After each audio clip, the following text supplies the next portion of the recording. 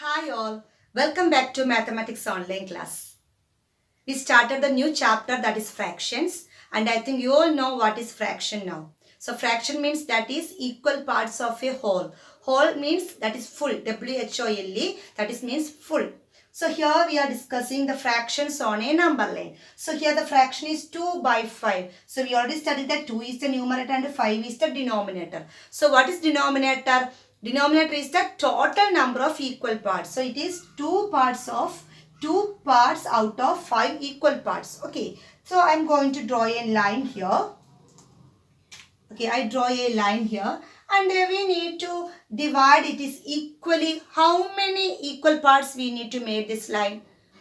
Yes, look at the denominator. Here the denominator is 5. So we need to equally divide it into 5 parts. Okay, we need to make it 5 equal parts. Okay, so starting from here it is 0.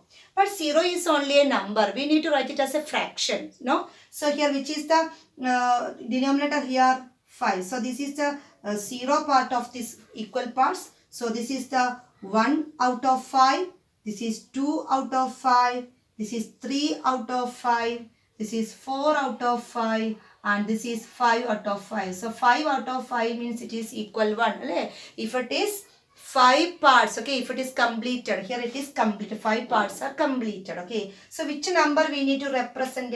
We need to represent 2 by 5. So just to check where is the 2 by 5 here. You just draw a circle on that 2 by 5. Only we need to represent, okay. So this is the 2 parts out of 5 equal parts. Clear? One more example I will show you.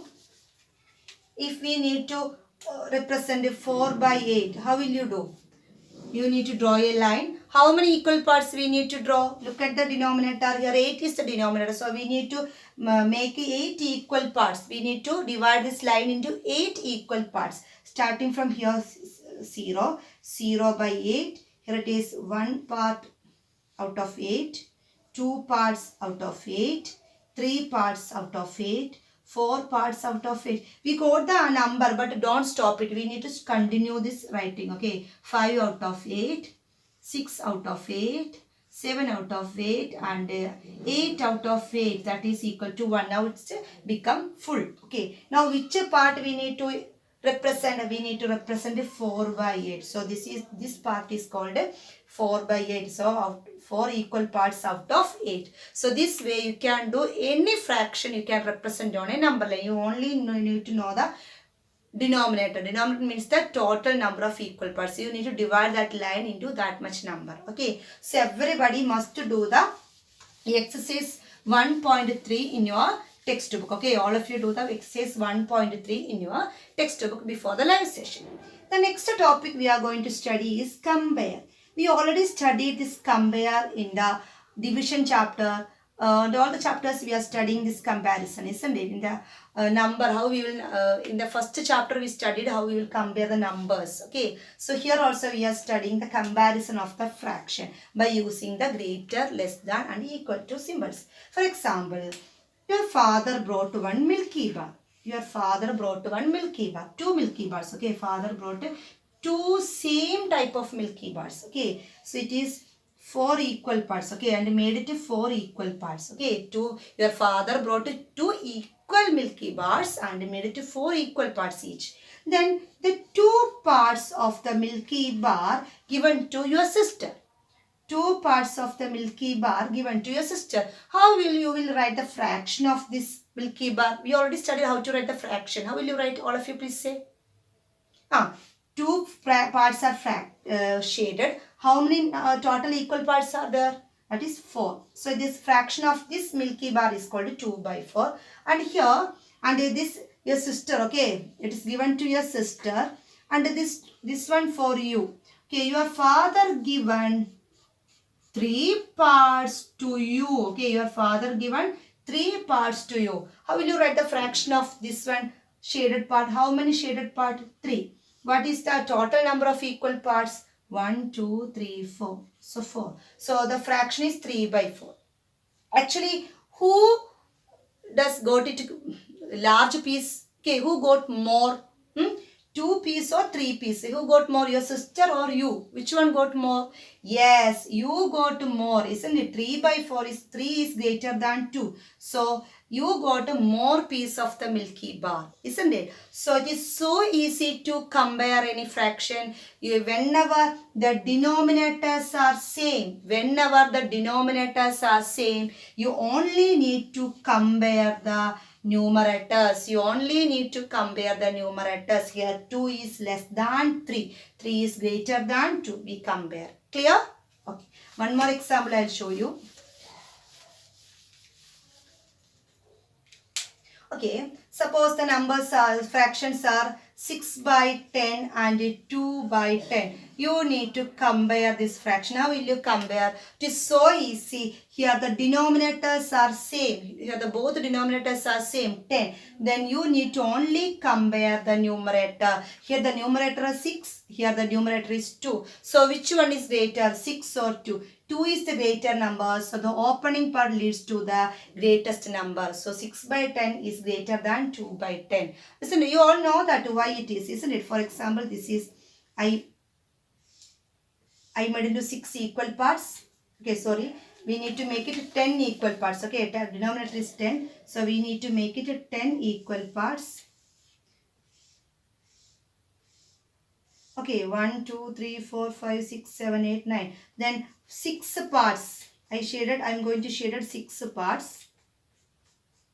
Okay, I shaded 6 parts. So this is 6 by 10. And again here also I made it 10 equal parts. Okay, 1, 2, 3, 4, 5, 6, 7, 8, 9, 10. From this 10, I shaded 2 parts. So by looking this picture itself, you will understand which one is greater. The 6 by 10 is greater than 2 by 10. Clear? So no need to draw the pictures and all for this comparing. You just look at the numerator and you can compare very easily. Okay, one more example. 8 by 25, 11 by 25. How will you compare this one? 8 by 25 and 11 by 25. How will you compare? Here the denominators are same. You need to look only the numerator. Here the 8 and 11. So which one is greater? Yes, we know that 11 is greater than 8. So the opening part leads to the 11. So 11 by 25 is greater than 8 by 25. So by using this comparison, we can arrange the fractions into ascending and descending order. So I'll show one example. Ascending order. Okay. So how will you arrange in ascending order? I am going to write one fractions, some fractions.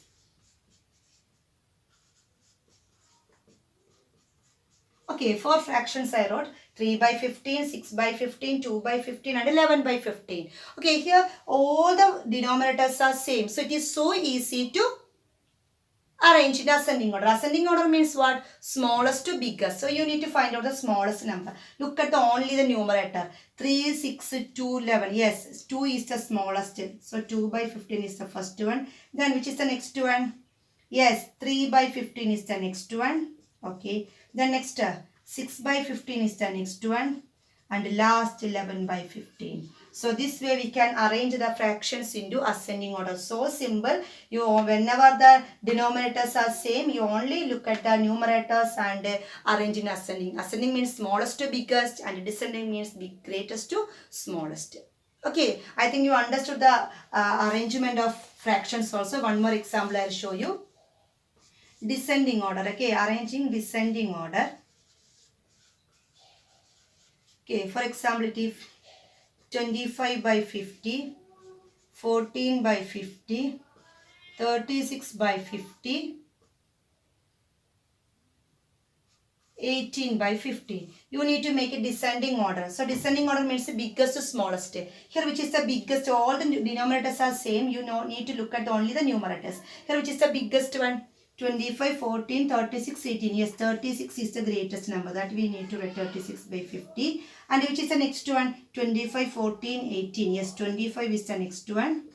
We wrote next Then which is the 14 or 18? 18 is the next biggest one that we wrote here. And last is 14. So 14 by 15. So it is so easy to arrange the fractions into descending and ascending whenever the denominators are same. This year you need to study only with the denominators are same only. Okay, next year you will study whenever the denominators are different, what we will do. Okay, so you need to complete the exercise 1.4 in your textbook before the live session, and we will discuss the answers in the live session. So thank you. Watch the video very carefully and study this. Thank you.